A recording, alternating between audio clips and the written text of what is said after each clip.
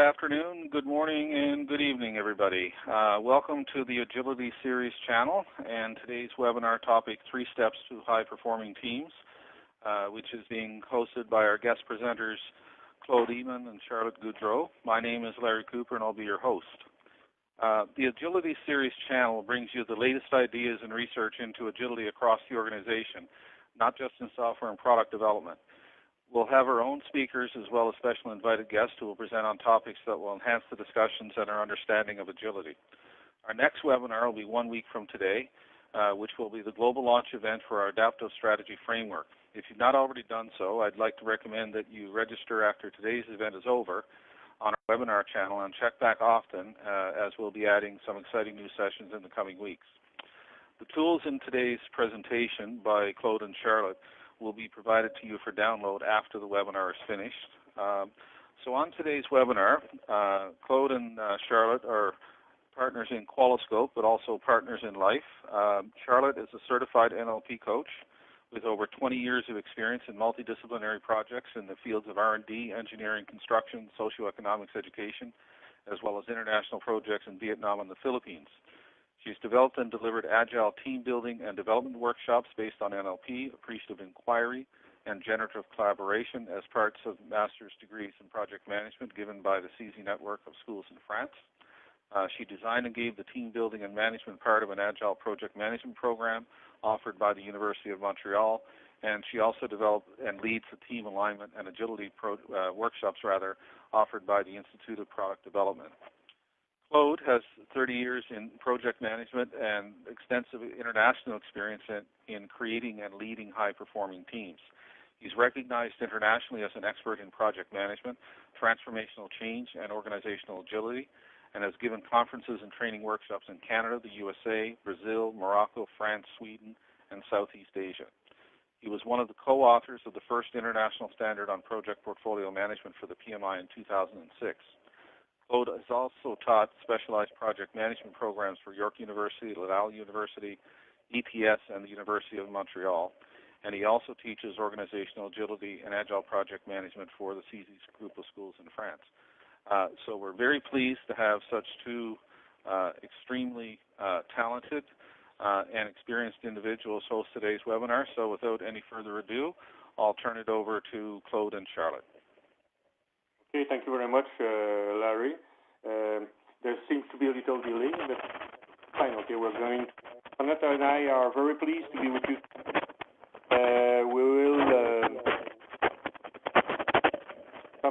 Sorry, there's some. Okay, some noise. Okay, let's start again. Okay, we're very pleased to be with you today, and we will be each presenting specific parts of the seminar.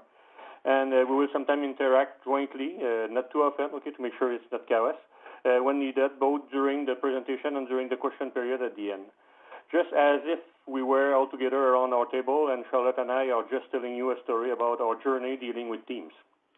In order to maintain the flow of the presentation and respect time limits, we will answer questions you might write during the formal presentation only during the period reserved for that at the end. So let's begin. What we will share with you today is the result of more than 30 years of managing projects, consulting, coaching, and training project teams and the search for better team performance and better project results.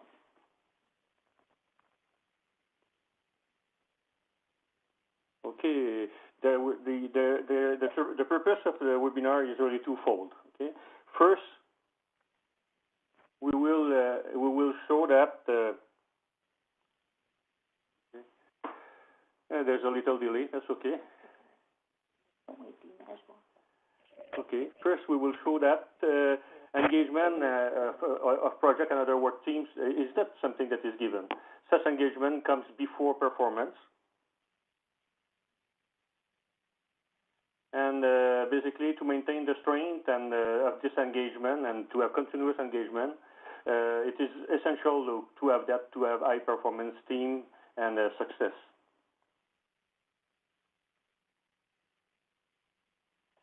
Secondly, we will present you a 3-step approach inspired by agile techniques and our own experience in projects and propose you some tools that will enable you to build and maintain engaged high-performing work and project teams.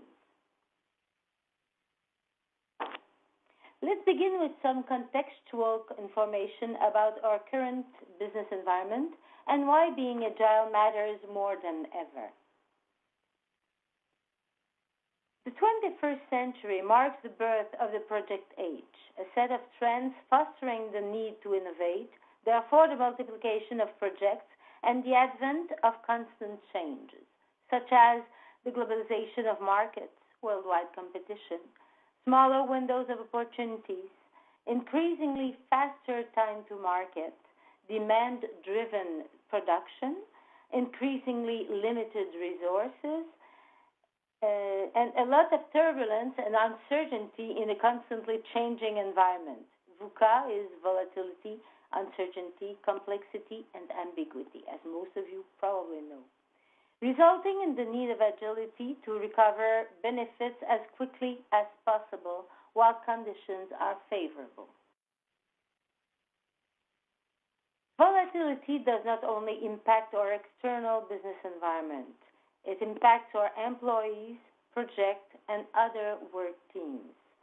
In their daily work in a typical organization, people divide their time between recurring tasks, operations, and project work, have to work on many projects at once. They take part in multidisciplinary and multifunctional projects. They also work on a set of projects and other activities whose priority for the organization is unclear. Consequently, people decide on their own on which activity they work, unless there are emergencies imposed by their boss, the emergency of the day. All this has increased the need to be more agile together. The nature of our business environment and the nature of our human capital, we do not talk about resources anymore, force us to switch into an agile, highly collaborative mode, adaptive. So it's not this type of environment anymore. It's not the calm lake where we all row and the only one seeing where we go is the coxswain, the helmsman. But we are into white water rafting, in which we hope that they know what they do and especially that they are willing to do it. Consequently, the number one issue in organizations and groups of all kinds is to align different personal and group interests to get individual and team engagement, as already observed by Albert Einstein, so it's not yesterday's news. A perfection of means and confusion of aims seems to be our main problem. The answer to all this confusion of aims is really to align.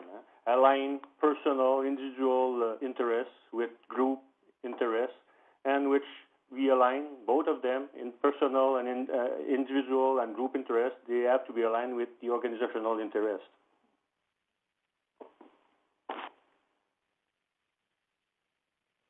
Why aligning people is so important to high performance and success.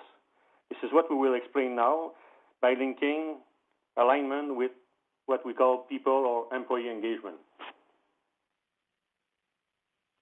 The state of employee engagement worldwide is not very well, is not very good. This is a study from Gallup, which was made in 2013, and they do one every 2 years. And what it states there is that, in average, the employee engagement in the world is about 13%. We're not faring too bad here in America, with an average engagement of 30%. And what's a bit complicated is for each person who is engaged, there's 2% who are actively disengaged. It means that they do sabotage or something like that.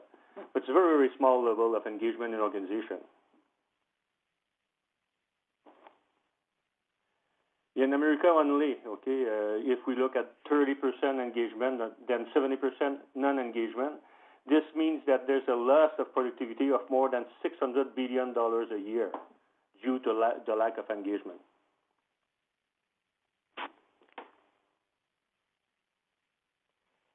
Engaged people account for bad business performance. For that, we just have to look at what is happening to the project we invest so much money in and we work on.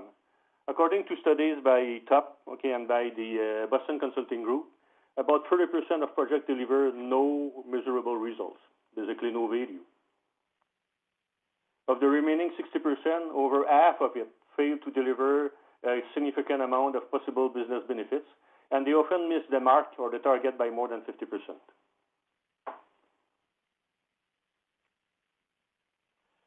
Gerard Bradley, who is the British benefit realization management guru, he's very well known worldwide about benefit realization management. Basically says the following thing. He says, without a structured approach like benefit realization management, this is his approach, most organizations deliver probably between 10 and 25% of potential benefits. But as many others, when he mentions benefits, he talks mainly about business benefits. But business benefits are not the only benefits we have to deal with.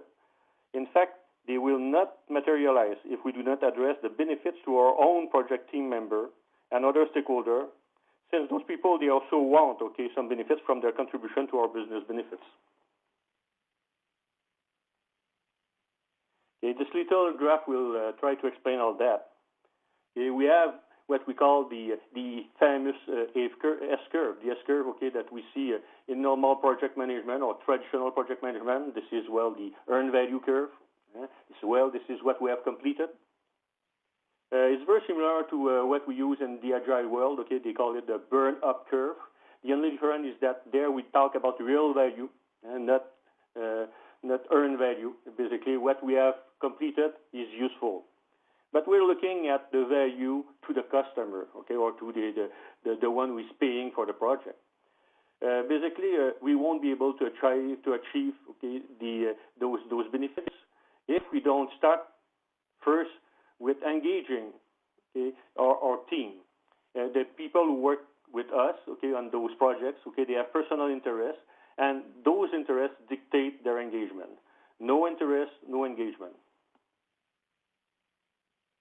And no engagement, no performance. And the story does not finish there, because actually it's a daily work, to make sure that people are engaged. Because there is another curve. This is a curve that comes from being paid, the payment of benefits. This will ensure that the engagement will be sustained and that we will have high performance and ultimately succeed our project.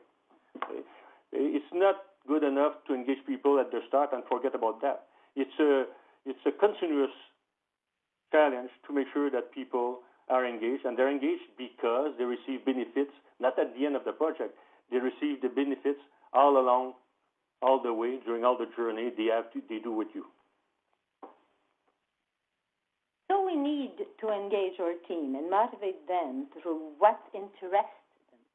We will explain now which conditions have to be put in place to create engagement and keep it. According to Bloom's expectancy theory of motivation, engagement is function of two things: a person's or group's capability and the desirability to the work needed. We engage if and when we are capable to do what is asked from us. We have to answer yes to the question, can I do it? Capability is see and know and can. It's shared knowledge of context, the what and the why. That's what we have to see. It's knowing having the expertise, the technical knowledge, so that is the how. And can is the know-how, the experience, the tools, and other required resources, plus individual availability, which is certainly not 100% in a multi-project, multitask context in this world. We also engage when it is worth it. When we can answer to both, does it give me some benefits, and is it worth the effort? effort for me, the effort. The desirability is wanting. This is an essential condition to team collaboration. It's the what's in it for me that we all talk about and all wish to have. Personal benefits are related to working on a given activity, and interest and return on effort. Individuals also try to maximize the value-effort ratio for themselves, not only for the team or for the organization. In the multi-project, multitask context, it is a major issue to address. Engagement, because I can and I want, will emerge and continue to flourish if, among others, the following 8 conditions are met and maintained.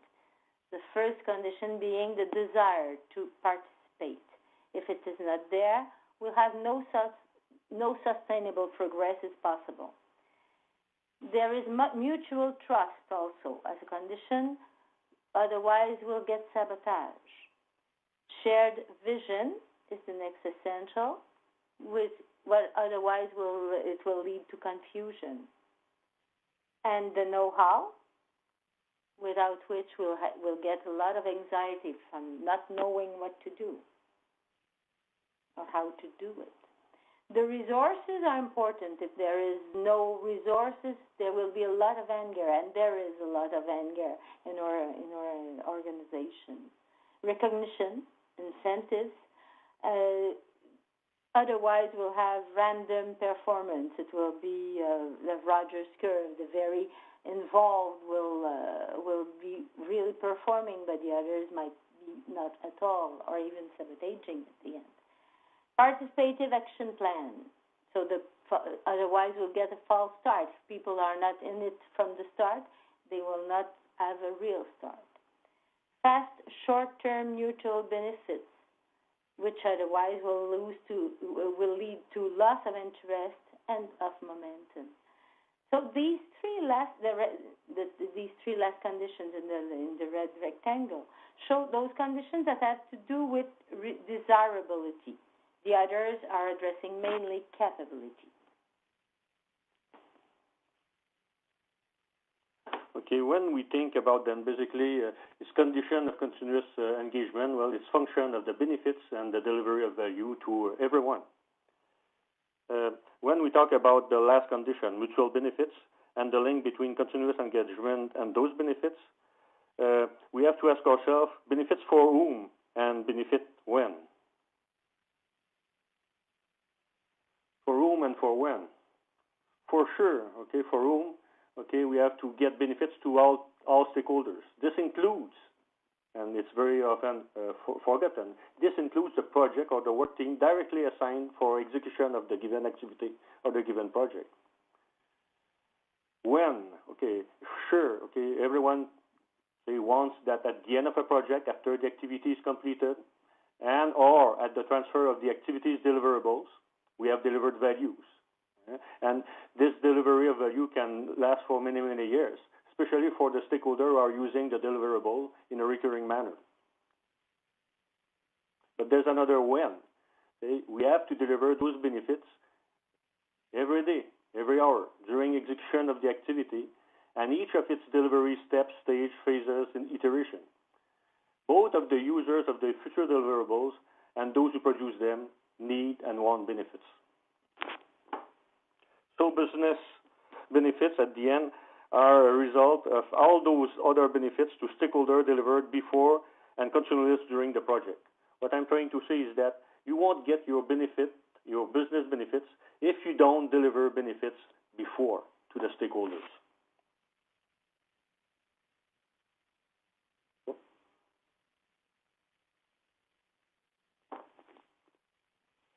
That means a lot of people. Your project teams comprise all the project stakeholders and their expected benefits. And this is all the stakeholders that have to be managed. Usually, what we see in the past, well, you have the project team, and you have the one who execute the work, then you have the sponsor, then you have the users, and they all consider in traditional project management as outside of the team. But modern project management, agile project management, we consider that all of the stakeholders are part of your team. And as a manager of a team, project or otherwise, you have to take care and you have to manage the benefits, the delivery of the benefits to all of the stakeholders. How can I do this on my project or as an operation manager? This is what we're going to explain now. Okay, we're at the second part of the presentation, where we will present the three-step approach to high-performing agile teams.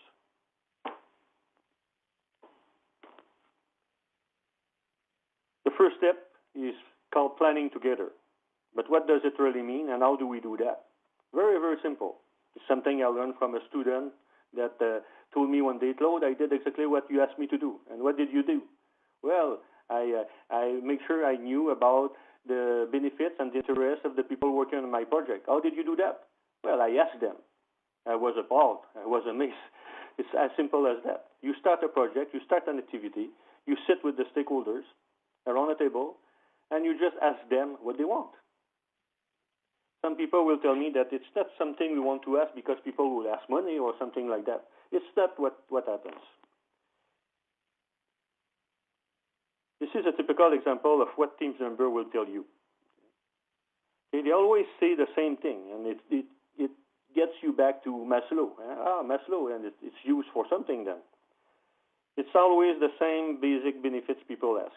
They want to belong to something. They want to have a purpose. They want to grow. They want to learn new stuff.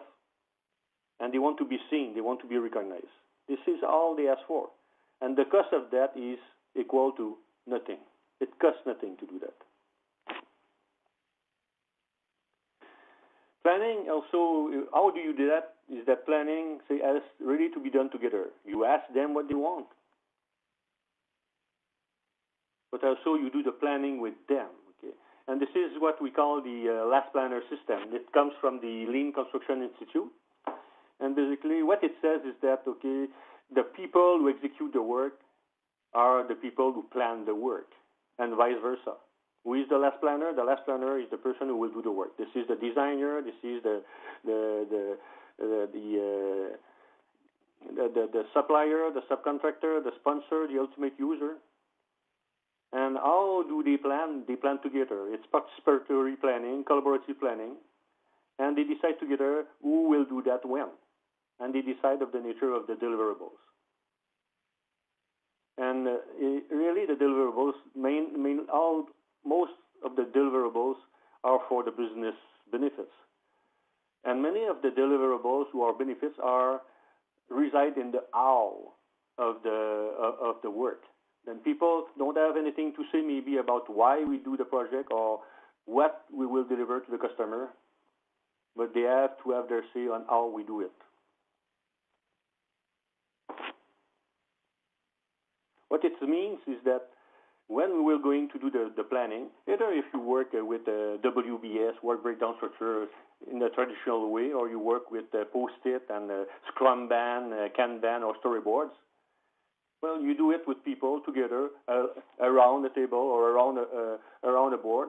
And what you do is that you have to include into the deliverables the expectations and the interests that people talk about when we ask them what they wanted.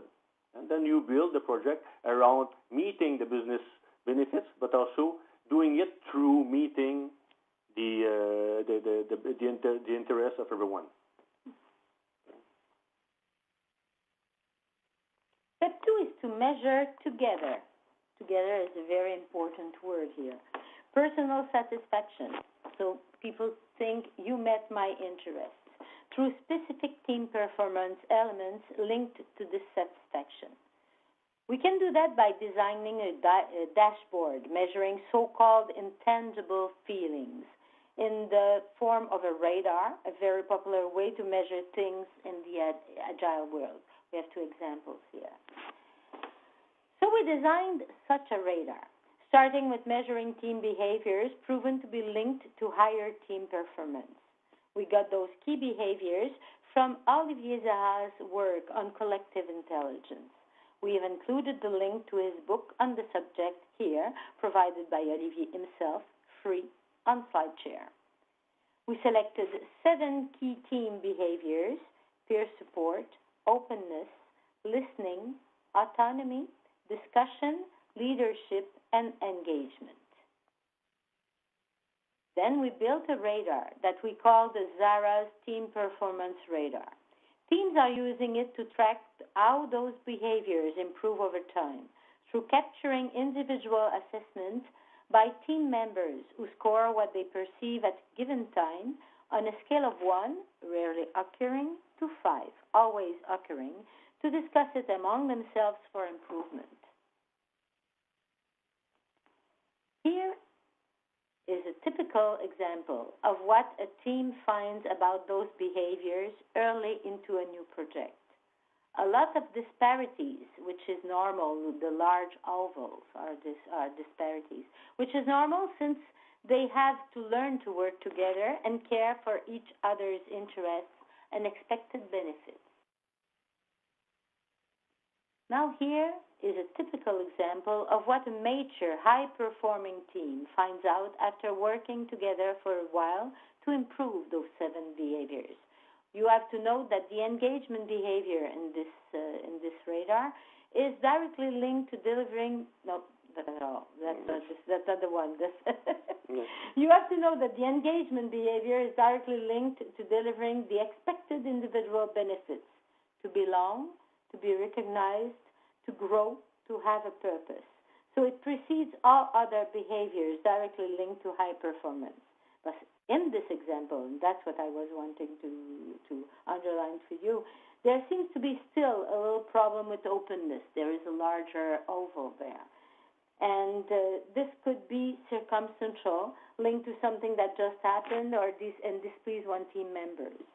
Results vary over time, but globally they should cluster most of the time around 4 or 5. So we are planning together and we measure our team behaviors. But now, how do we ensure that we have engagement and high performance from doing that? This is where the third and final step comes into play. What we really do, very simply, is go back to the Scrum Guide, where they talk about those nice little retrospectives that we have to do at the end of every iteration. The closing of an iteration is done in 2 parts. We do some type of technical contents review, done, not done, and stuff like that. But also we look at process, behavioral contents, benefit value for individual or for the team. Is there something we have to change in the process or our own behaviors? This is what the red rectangle is showing us. This is where we're going to do something very special. Okay, we will simply use the radar as the base material to do this part of the retrospective. What we propose to do is to make a starfish retrospective, dealing specifically with the current results of the Zara team performance radar. Well, the star retrospective, you say, well, okay, this is what happened to us. This is why the radar is looking like that. Say we have a problem with openness. You don't need to try to solve every single part of the radar. They are all interrelated. You solve one, okay, you will have a good effect on the other one. Then, okay, I have a problem with openness. What should we stop to do? What should we do less? What should we do more? What we should continue to do? It's a lot of questions. It's many questions and in 5 parts. We can do it very simply, and we found we could do it this way also by using a 3-branch, what they call the 3-branch simplified starfish. You just find out, okay, why you have such results from the radar, and you post, just little post-it on the wall, some elements proposing to do 3 of the following things. What can we do to keep? What should we continue to do? Okay, keep doing. because it's okay. It has nothing to do with our problem. It's just a good thing to do. What should we stop doing, and what should we start doing? Then once we agree on which elements we should work on priority to improve the result of the radar, those elements become part of some type of a continuous improvement plan for the next iteration and for the rest of the project. And specific deliverables are linked to this plan and will be integrated in the next iteration. Time to conclude now. Everyone on the same target, sharing the same dream is every manager's dream. But we can see that it's not the way it works in our everyday life. We all have some people around who have different targets. So are all the stakeholders sharing, at least in part, the same dream? We found with time that the best way to do that was to create, maintain, and increase alignment and engagement, using those 3 steps to high-performance agile teams. We will align expectations in our planning together. We will measure together personal satisfaction and team performance using, in our case, Zara's radar. And we use retrospectives to integrate lessons learned and build continuous improvement activities into the next iteration by the way of the simplified starfish. In conclusion, I would like to share with you what Jeff Sims said about benefit realization or value delivery. Jeff Sims is a international guru. He's an Australian international guru on benefit management and value delivery. What he wrote is the following thing: a project is a temporary structure created to deliver an agreed upon set of outcomes, benefits, and value for the business. We have the choice to deliver projects, programs, and portfolio, what he calls the orthodox vision, or to deliver outcomes, benefit, and value. We had to add a few words to that, because I think that what he's saying is now what we call the orthodox vision.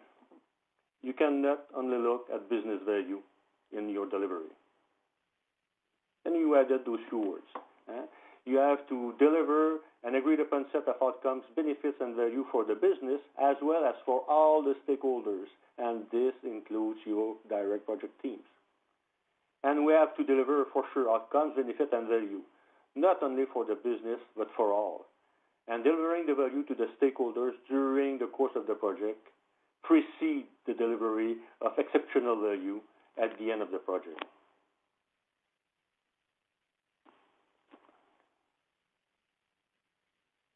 We have 3 attachments that are available with the live seminar. The first one is a PDF copy of the presentation you have here. We also included some worksheets, worksheets that you can use with your team just to fill in the radar. This is I call it a small individual worksheets. And I have 6 by page. You have 1 page. You have six little worksheets for a team of 6. If you're 7, you have to print another page. And you can print as many pages as you want, and you cut them out, and people just fill it, with the score from 1 to 5 for each of the elements. You can draw the performance radar on a wall, or you can take the results, from the worksheet, put them together in this Excel version of the radar that we provide for a team of 8. If you want a team of 9 or 10, well, you will have to figure out how to do it. Mm-hmm. But for a team of 8, which is a reasonable size for a team working on a small project, you will be able to have an electronic version of the Zara Team Performance Radar. They're all available as attachment if you click on the attachment link here.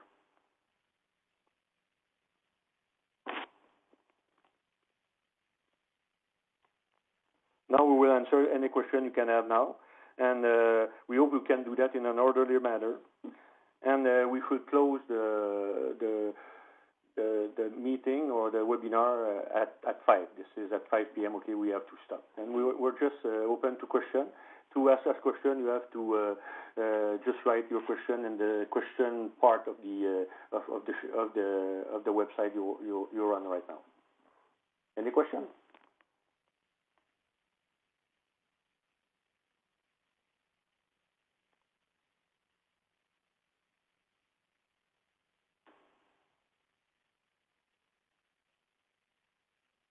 We have like 46 viewers.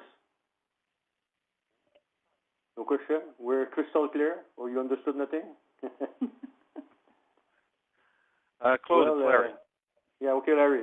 Just go ahead. If there's no question, I think we can just go ahead. Yeah, no, I was just going to ask, like, in the situations where you guys have actually used this tool, over what period of time was it used, and what were the results that you achieved in terms of moving teams along? Oh, it can be very fast. As we said before, is that you work on one of the elements and you will have a positive impact on other elements.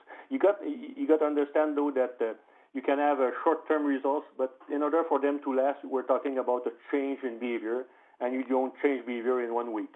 But for example, we had a customer that 1 week, okay, he was doing very badly, and the week after, okay, they reassess, okay, with the radar, and they were doing excellently. They had one problem. The supervisor who was working with them, we would call it the product owner, if you want, and well, he was always talking and not listening to anybody. Then the project leader in this case just say, okay, they did a little retrospective. They say the problem comes from the supervisor, because say you have to give us a chance to talk. They decided to use what we call the Indian stick. Okay, it's something I showed them to do. Then they say, okay, you have the stick, you speak. You don't have the stick, you don't speak. And we think within a week, okay, they were excellent all over the place. I'm not sure, okay, it lasts, because it takes a while. But usually when you work with teams, within 2 to 3 months, then let's say 3-4 iterations, usually okay, they have improved quite a lot. And basically what they do, they improve velocity and they improve value delivery. Okay. They also sorry, go ahead. They also can detect sooner when there is something arrives. If something arrives and that is ruining, for instance, openness, you will see it at once if you do that regularly, if that exercise regularly. And there's a trick to make it work. You don't wait. Okay, as soon as you have your first meeting with your new team, usually you're talking about new teams. People who work with the same team for a long time, well, usually they end up with good behaviors, or they don't have any success. But you do it very fast, while okay, there's no problem or no bad feeling with respect to how things are going. Okay, well, I am allowed to tell you that I don't think we're open, I don't think you listen to me, or stuff like that. Right at the start, there's no problem. Just say it. You have to do it right at the start, and then do it regularly, and really work, okay, to make it work. But you must understand that Charlotte was talking about the engagement. That people will agree to work on the other 6 behaviors if we take care of their interest. And the key to get them to move into better behaviors is to take care of their interest. Okay. So do you guys, when you do this with teams, do you do the assessment after each sort of like iteration, and sort of what sort of sizing do you put on your iteration? Is it every week, every 2 weeks? Kind of how do you do that? Yeah, I would suggest maybe every week is a bit too often. Yeah, it will get annoying. But waiting more than 1 month is not enough. Usually we say people, you do it after the iteration, or if you take the iteration are too small, well, do it at least once a month, and share the result. Yeah. Share the result. And again, if you don't do it at the start, okay, then you wait 3 months. 4 months to do that, you will get bad results, and you will have a hard time talking about it. You have to share the results. And you will have forgotten what happened too. So maybe if it's a precise problem, something that is limited in time, you will not even remember why you ended up there. So if it's too long in between, you will lose track.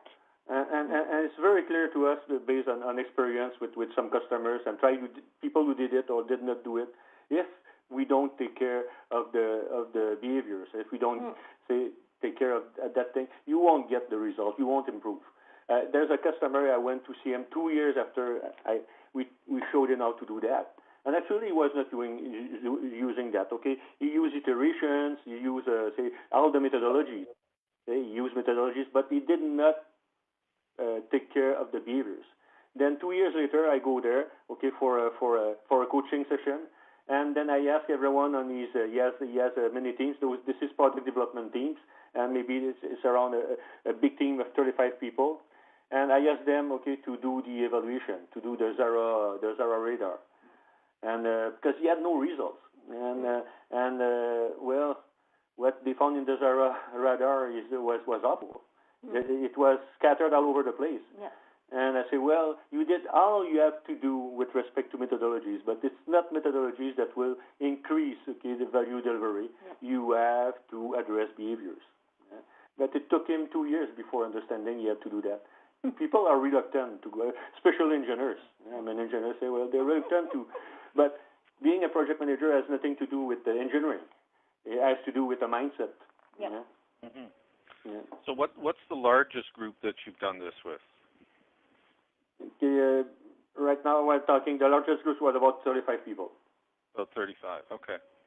And you didn't notice a lot of difference in terms of working with a large group versus a bit of a smaller one? No, but you see, but what we really tell them is that maybe you're 35, but let's call it 3 or 4 teams. So they separate the deliverables. There are teams of teams. And teams of teams. Scrum. Okay. Then it goes, and then you do the same way with the people in charge of the teams, and then you're always not that many people doing the 1 month evaluation. But eventually you don't do that with a team of 35. You do it with the little teams. So in a case like that, did you notice a difference, like say across the teams, where one team seemed to be more there than the other teams were, or was there a wide variance in that respect, or because they're in the same organization, were all the teams more or less the same? No, it depends. If they don't have the same project leader or scrum master or whatever it is that they're using, if they don't have the same person taking care of this process, and they don't have the same interest, you won't have the same results. Really, the result that Charlotte showed, where the team was very good. This team, okay, we measured. Okay, this is the result of the first time measurement. But this is a team that we knew that they were working together since 2 years. The same thing, little teams of 10 people, same team since 2 years now. They keep giving them more and more challenging projects because they're very good. Mm-hmm. Then it was some type of a confirmation that teams that perform well even intuitively work on those things. In the same organization, there was a guy, okay, he had a team working, he worked with the thing for a long time. We asked him, okay, to do the assessment with his team. He sent, okay, the worksheet. They fill in the worksheet. He got the result, but he did not share the result. And they were not that good, okay? But it's why if you wait to do that, okay, you're in trouble, because basically it's a judgment on your ability to build your team. Okay? Right. So we have a couple of questions from the audience. Sure. So the first one is, I'll give you both questions, and I'll restate the second one again after you answer the first one. How do the teams feel about being monitored and measured? First question. Okay, and the second very one interesting, very important question, because they must not feel it's monitoring and measurement. First, what do we measure? We measure how people feel. Okay? We don't measure individual. We measure the statement of an individual about the team, and then it's not individual measurement. It's measurement of the environment of the team. And also, what I say to people is, this thing that we're using is for the team only. It's not something that you share with management. It's something that the team leader or the scrum master or whatever this person is use with the team to improve, okay, their behavior together. It's not something that you report on. Okay, it's a tool to improve yourself as a team, and it doesn't measure individual. I don't know if it answers. Yeah, no, I think I would suggest that it does, but if the person who asked it feels it doesn't, they can certainly chime back in. Okay. The second one is, what would you suggest in terms of introducing this to an existing work team? Okay, this is what we have done with everybody. Many of the teams were not beginners together. First, this is what happened with the team, with the two teams. Okay, that the one very high performing teams, he was very happy. Okay, the team leader to share the results with his team. Then it was an existing team. The other one, okay, was very unhappy. Well, we must understand that we don't do that to judge leadership. We don't do that to judge anything. We just want to look at an environment. There's all kind of things that might go wrong that has nothing to do with individuals. That's what we will suggest to a team that's already existing. Well, let's try it together. Let's see if it's something or two that can help us. But really put forward that we are not doing that to measure individual. We do that to improve our relationship. The main culprit is not the team. The main culprit is the team manager, because they can take it personally. This happened to me in another training where people the Zara performance tool. They have 14 questions instead of 14 elements instead of 7. We took the 7 positive one. The other 7 they're the contrary. And I get those people working on the same thing, just filling in the assessment.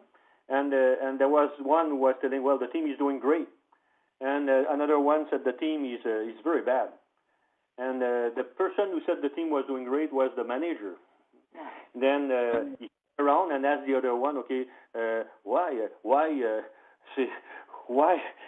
do you think it's not going well? I think it's going well myself. Yeah. And then he got maybe his first feedback from a team member in many months or in many years. I don't know, because the guy just told him, well, you think it's going well because it goes like you want it to be.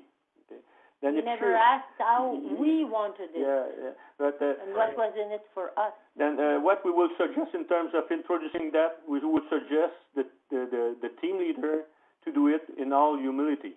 Because if you have not done that since the beginning, you're going to be badly surprised.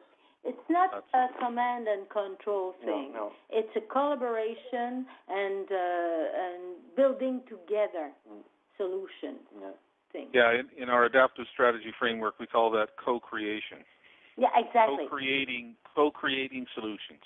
Exactly. This is exactly the game. Then there's generative collaboration. Yeah, there's no boss, there's no manager. We're all in it together, and we try to improve what we're doing. Yeah. Then we will co-create our own environment through those 7 behaviors.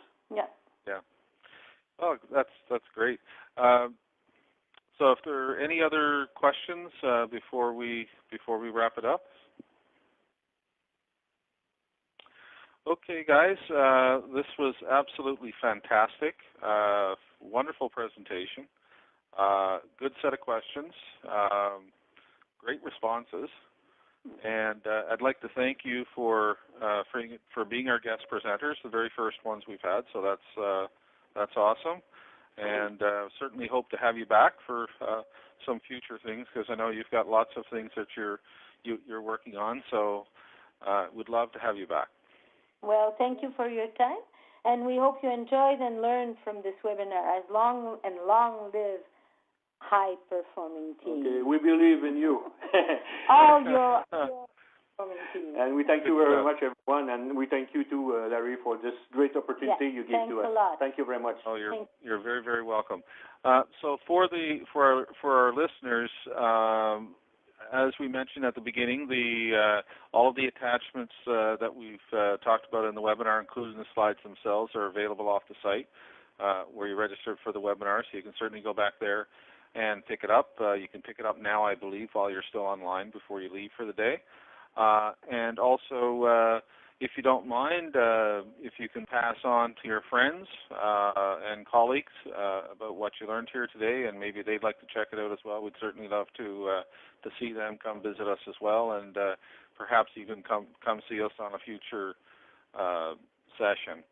Anyways, thank you very much, everybody. It was great having you, and we hope to see you next week when we have our Adaptive Strategy Framework Global Launch event at the same time next Thursday. And don't miss this one, because this is a real gem. Okay, Gem. great. Thank you, guys. Gem. Have a great day. Bye-bye. Bye. Bye. Good night. Night. Bye.